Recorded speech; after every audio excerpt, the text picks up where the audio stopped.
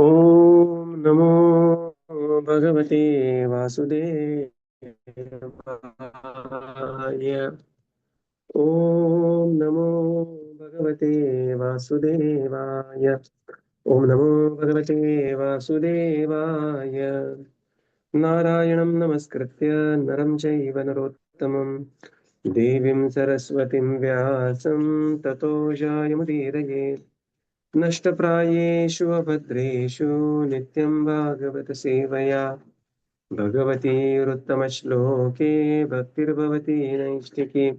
ॐ ज्ञानतिमिरन्धस्य ज्ञानाञ्जनशलाकया चक्षुरुन्मिलितं येन तस्मै श्रीगुरवे नमः। श्रीचैतन्यमनोभीष्टं स्थापितं येन भूतले स्वयं रूपकदा मह्यं ददाति स्वपदान्तिकम्।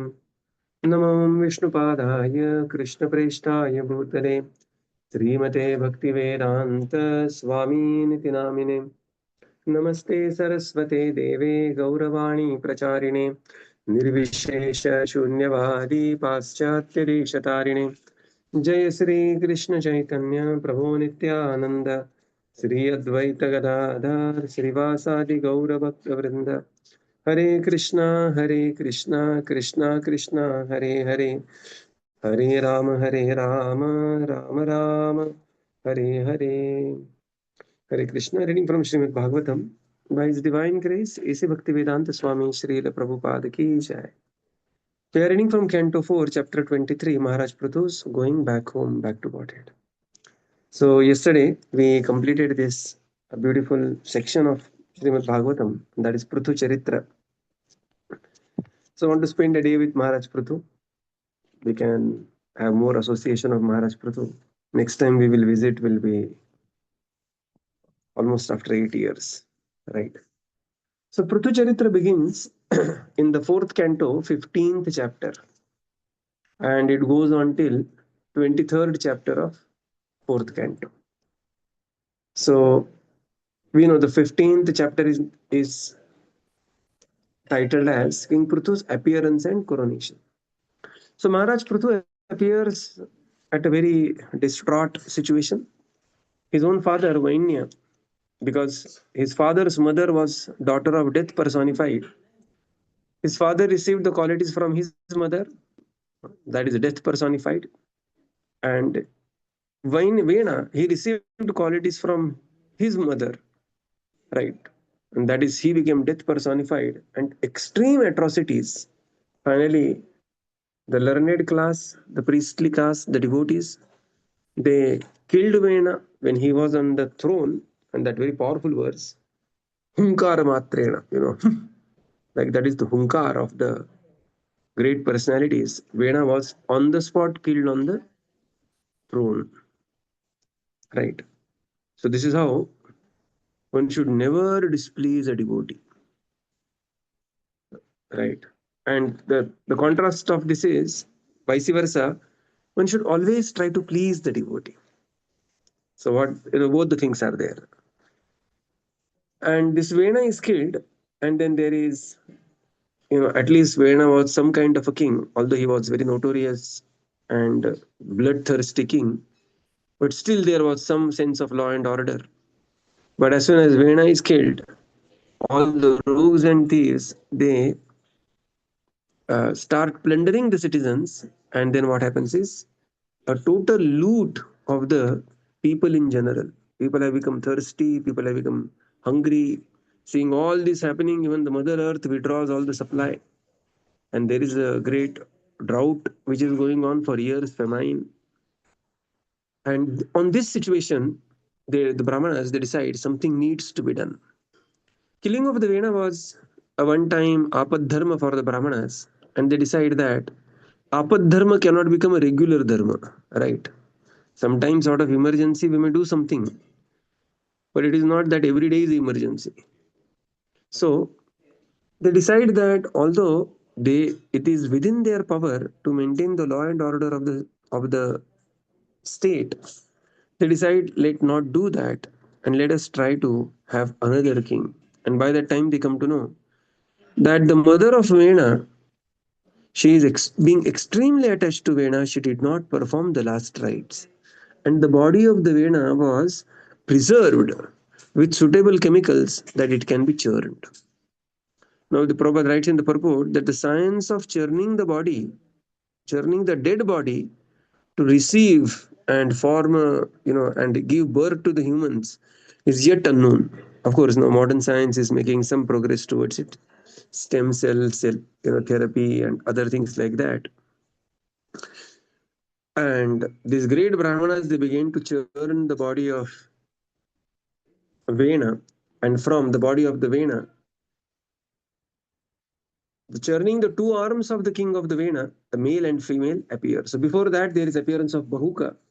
Bahuka is the sin personified, and he is considered as the father of the Nishada race. And he is famous for having descendants which are very, very sinful up till Kali Yuga. But in Kali Yuga, the potency of the holy name, the potency of the Lord and his devotees is so powerful. Kirat Hunandra Pulinda Pulakasha, Abhir Shumbha Yavana Khasadaya, Yenne cha Papa Yad Apashraya Shreya, Tasmai Prabha Vishnave Namaha. Right. So, by the mercy of Chaitanya Mahaprabhu, Nityanand Prabhu, Panchatattva, and specifically carrying that mercy of Srila Prabhupada, there is no bar, there is no discrimination in the process of awarding the spiritual knowledge. So the sages churn Vena's thighs to produce Bahuka, and they begin to churn the two arms of the king Vena, and then there is beautiful appearance of male and female personality. They appear, a divine couple appears from this body of sinful Vena, and they are Maharaj Prithu and Samradni Archi. So, and the sages immediately looking at the bodily symptoms of these personalities, they realize they are the partial representation of the Lord and the eternal consort, Lakshmi. They both are the Shaktiavesh avatar. And thus, appearance of this couple is celebrated by Devatas. And Brahmaji comes, and Brahmaji also confirms that yes, Maharaj Prithu is a Shaktiavesh avatar. Right. And then, all the demigods, they are so very pleased. And everybody begins to offer, there is a coronation of Maharaj Prithu. And everybody begins to offer different presentations, different paraphernalia. They began to sing the splendor of Maharaj Prithu. And there is a big list of different personalities offering different gifts to Prithu Maharaj. Right? Like Kuvera offers the royal throne, Varuna offers the umbrella, Vayu offers the chamara, Dharma personified offers the flower garlands which never fades, Indra offers the excellent crown, Yama offers the scepter, Yamadanda, punishing rod, Brahma offers the armor of spiritual knowledge, right? Saraswati offers the transcendental necklace. Lord Hari, he is also present. He offers him the Sudarshan Chakra, expansion of Sudarshan Chakra. And Lakshmiji offers imperishable opulence. Like this, there is a big list of everybody appearing there and awarding different gifts to Maharaj Prithu. And Maharaj Prithu, what happens is the great personalities, they began to, especially the Brahmanas of the society, they began to glorify Maharaj Prithu. And Maharaj Prithu is smiling and saying, Maharaj Prithu says, my dear Brahmanas, let me do something and then you glorify me. Glorify me in the future when I exhibit them some good qualities, and glorify me in my absence. Right. So when we glorify people, there is an art of glorification, art of appreciation. The art of appreciation, the first thing it is said that the appreciation has to be genuine, it has to be specific, and it has to be instantaneous. मतलब not that that प्रभु जी आपने घर में जो decoration किया था जन्माष्टमी के दिन 5 साल पहले was very nice. Of course, that is also good appreciation, but the appreciation should be immediate. It should be specific and it should be very genuine. So Prithu Maharaj says that, my dear Brahmanas, glorify me after let me do something, and glorify me in my absence, and offer prayers to the Supreme Lord and not to me. Here, although the very great honorific are appropriately used to describe the personality of Maharaj Prithu. Maharaj Prithu, always the L, Lord Prithu, L is small because he is a Shaktiavish avatar, he is Jiva Tattva. And Maharaj Prithu is also aware of his Jiva Tattva, although he is appearing with various Shubha Lakshana on his divine body. And then Maharaj Prithu, he jokingly says, "You are such praise without I doing something is actually an insult or criticism. I am not yet famous now. Let me do something and then you can praise me." Yeah, beautiful picture. Right. Amazing picture this is.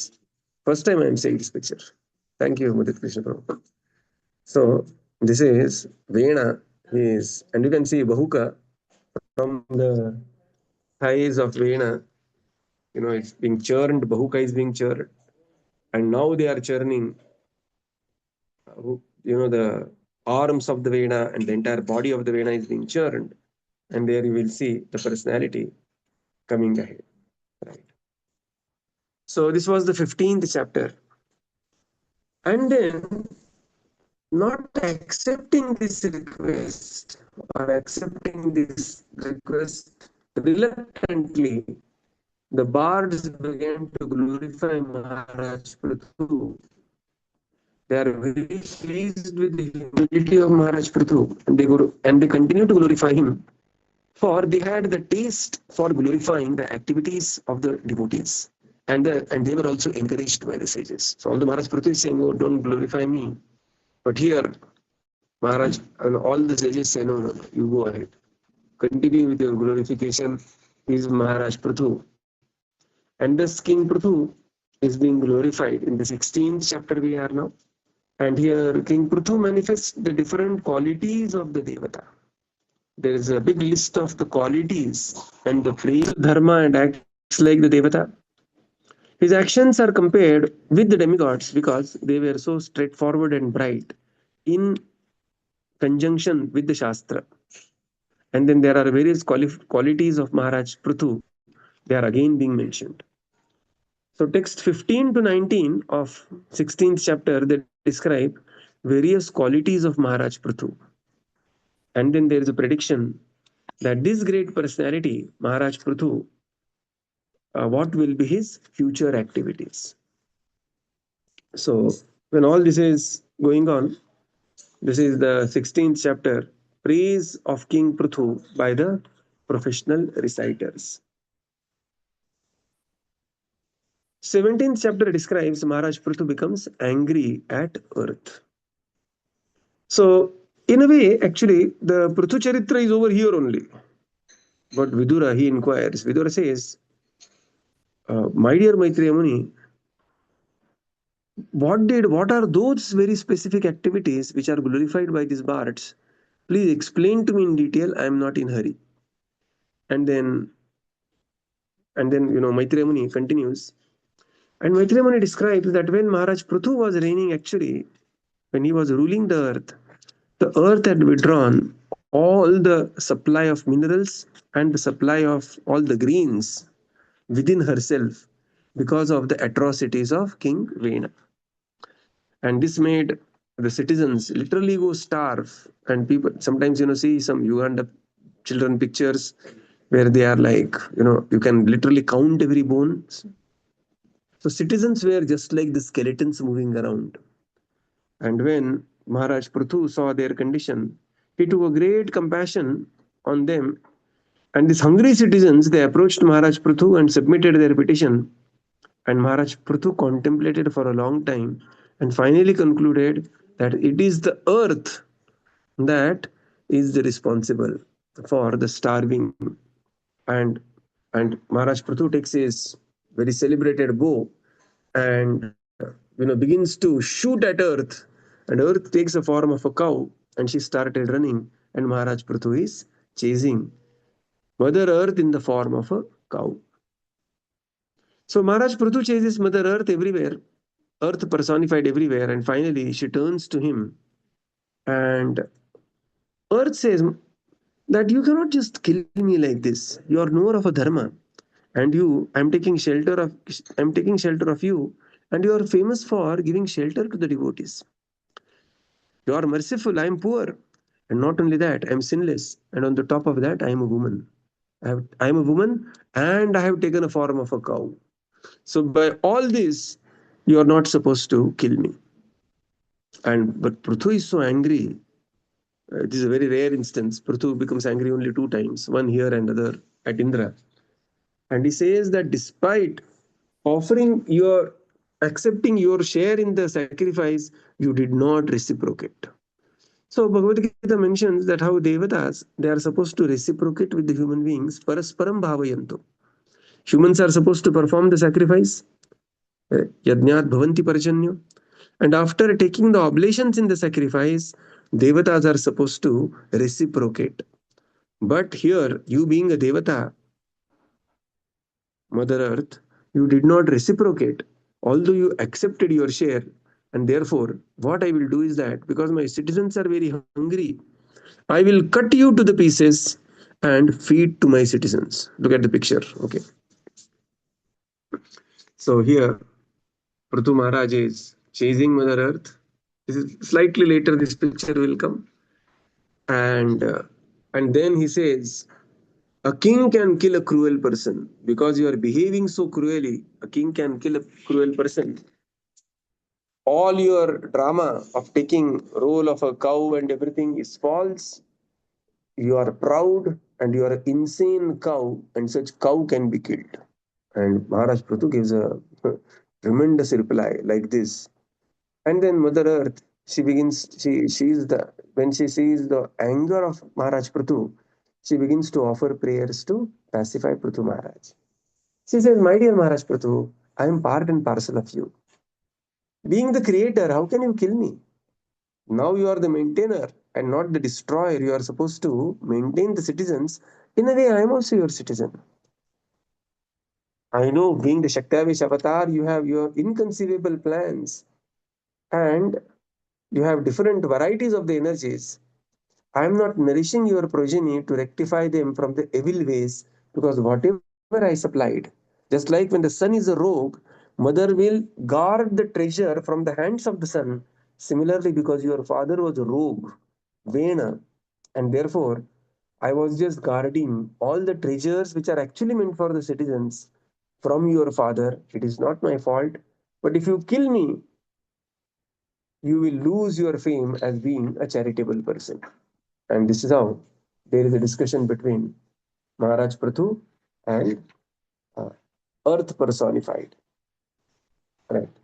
So Earth personified is not to be mistaken as Bhudevi, because here later Maharaj Prathu treats the earth as Duhitru. Duhitru means very dear daughter. Right. So Maharaj Prathu is not the Vishnu incarnation. He's a Shakti avatar. He's Jiva Tattva.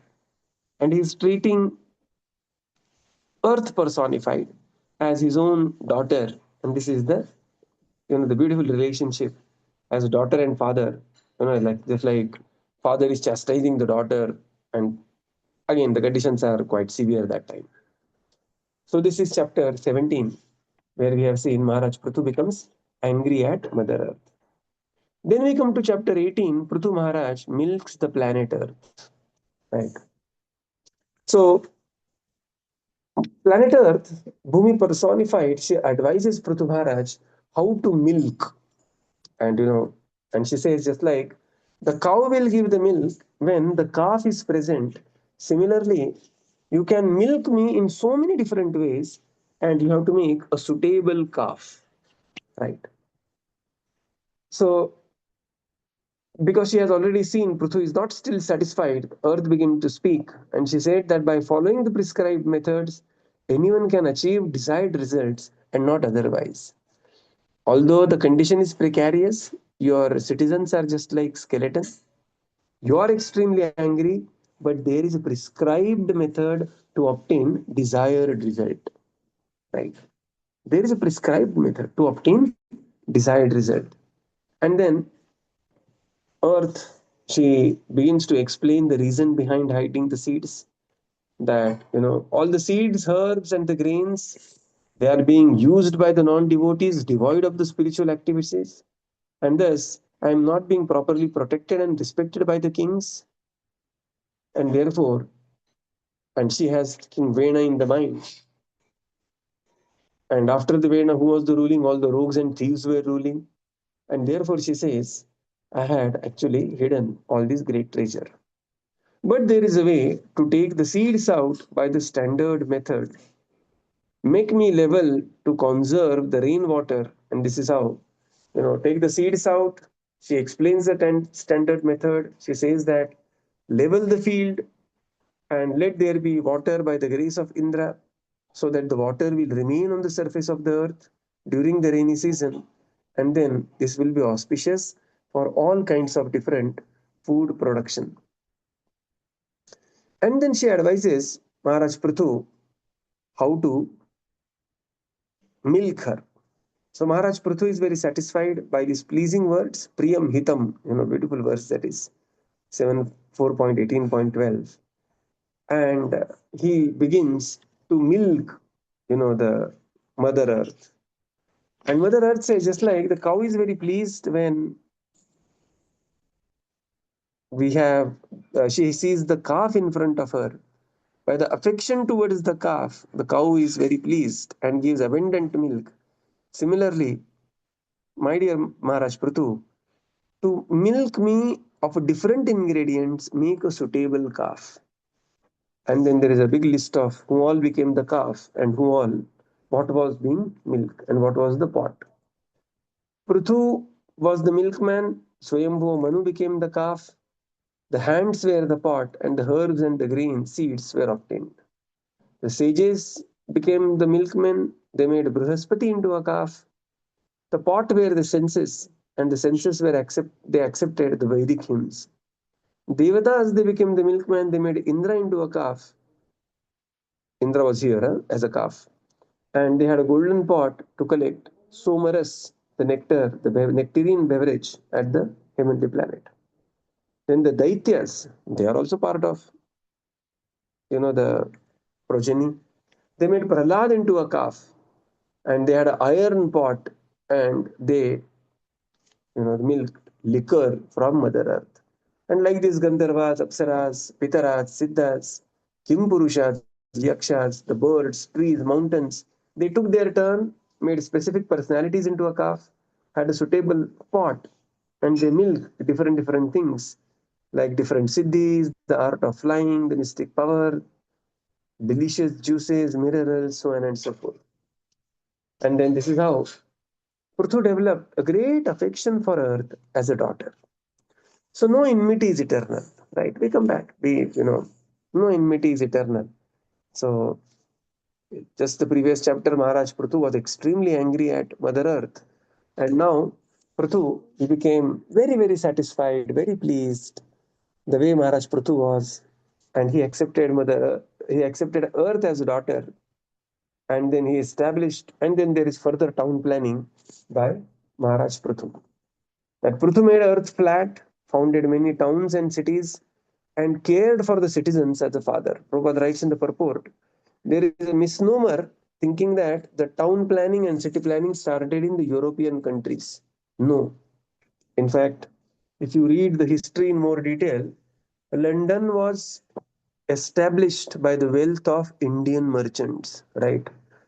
The Saptagram and many other rich merchants from Kolkata, they lended some money to the viceroy, and the parts of the London were established.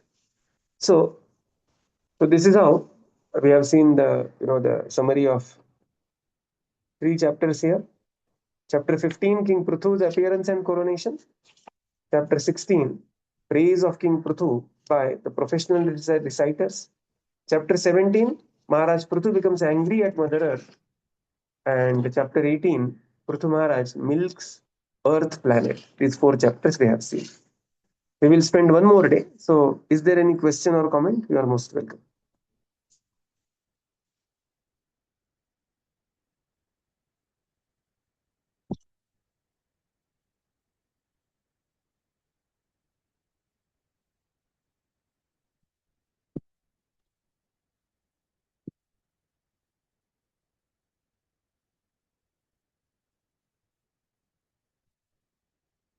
Yeah, so we can continue with one more chapter.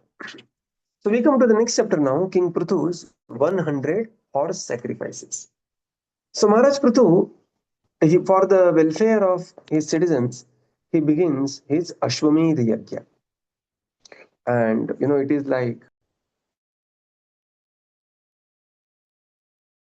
with every yajna, the citizens are receiving, their share of abundance, prosperity, and Maharaj Prithu is so happy, performing one yajna after another.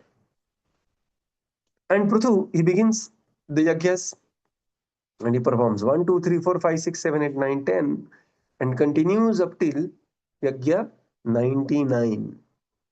And finally, he begins his 100th yajna. Although everybody is very satisfied, Devatas are very satisfied, the Supreme Lord is satisfied, Praja is also very satisfied. One person is dissatisfied. And who is he? He is Shatakratu, performer of 100 yajnas. And that is Indradev.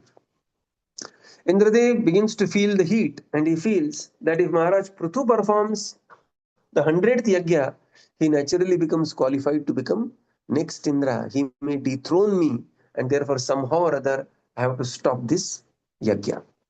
Just like, Israel and US, of course, I mean, the ways and means are always doubted and questionable. They are trying to stop another country from making the nuclear weapons. Okay, right. So they decide to. So here, Indra he misjudges, the personality Maharaj Prithu, and he wants to stop the 100th yajna. And all these yajnas are attended by Lord Vishnu and many other exalted personalities, and various gifts are being offered. But now the 100th yajna, when it begins, Indra, he begins to find some fault. He wanted to create some vigna, some difficulty within the yajna. And what he does is, he steals the horse. There is Ashwamedh yajna who is supposed to travel place to place and come back to Yajnasthali. Ashwamedh, this Ashwa will be given in sacrifice. In front of everybody's eyes, this Ashwa will receive a human form of life, or at least a new life as Ashwa, and will come out of the sacrifice. And these are the technicalities of the yajna. And therefore, what Indra does, he simply he starts stealing the horse. So Prithu's son, Vijitashva, he defeats the Indra, conquers the horse, and comes back. And everybody is so satisfied. Vijita Ashva. You know, every time Indra is stealing the horse, Bhrigu, he understands, oh, it is Indra. And by the time they again bring the horse back to the Yajnasthali, again Indra steals the horse. And he takes a different form of a mendicant and again runs away. And as soon as Maharaj Prithu's son, very, very highly cultured personality, the way he was, as soon as he sees a sannyasi in a different robe, he immediately offers obeisances. And by the time he gets up, Maharaj, this Indra is disappeared with the horse. Again, So when this happens again and again, Maharaj Prithu becomes, and all this Indra is doing in the dress of a false sannyasi. And by doing like this, Indra is creating the future Apasampradayas which will be populated in the age of Kali specifically. Right. And then Prithu, he becomes extremely angry at Indra and he decides that he will personally go and chastise Indra. And the priests, they say, no, Maharaj Prithu, this is not the time. Because it is your lotus hands, we are performing this yajna. Rudhira Pradigdan, this hand should not be tainted with the blood. That may, disqualify the yajna. And therefore, you sit here, we will capture Indra by our own mystic potency and bring Indra in this, the sacrificial arena. And thus, they begin to chant the mantras which are never before chanted, and that pulls Indra wherever he was in the sacrifice. Indraya Swaha. Right. Indra later also had a similar experience. When the son of Maharaj Parikshit, Janmejay, he was so angry with the snakes that he wanted to do Naga Yagya, Naganashi Yagya, right? And then what did he do? He, this, he, literally started in oblations of all the Nagas. And finally he said, Takshakaya Swaha.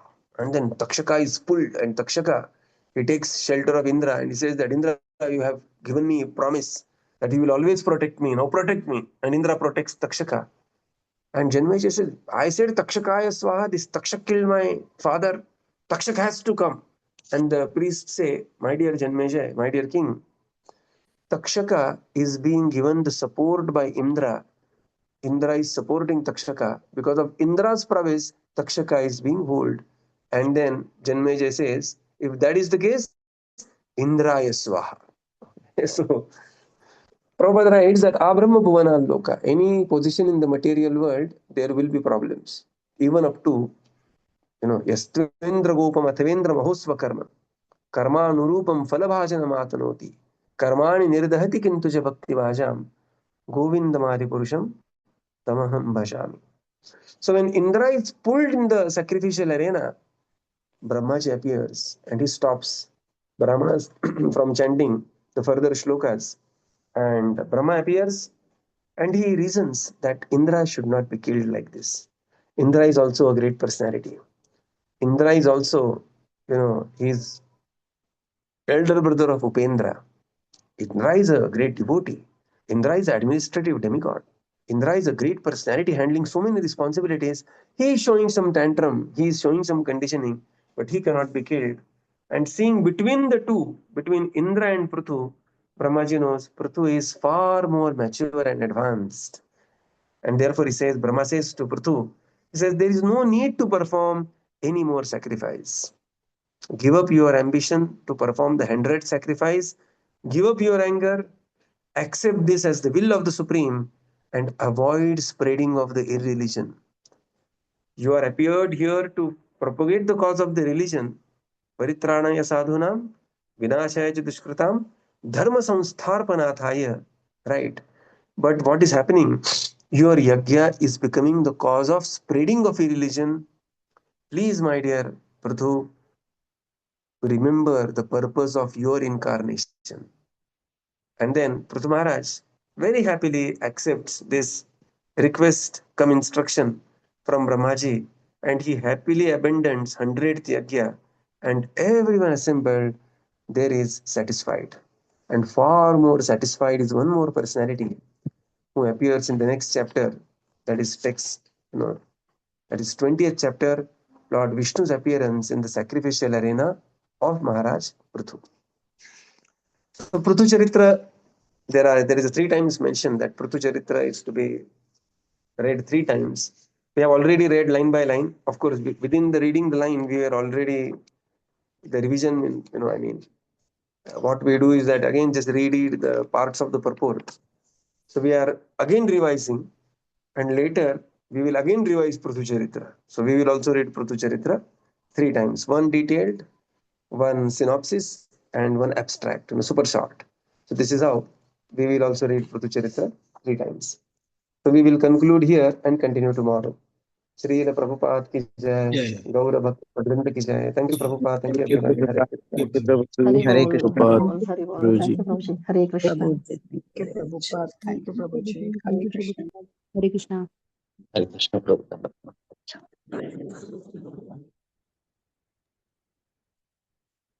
Thank you, Guruji. Hare Krishna.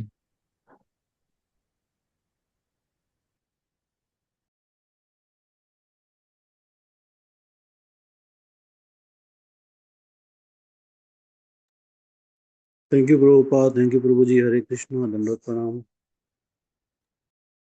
Thank you, Prabhupada. Thank you, Prabhuji. Thank you, everyone. Hare Krishna.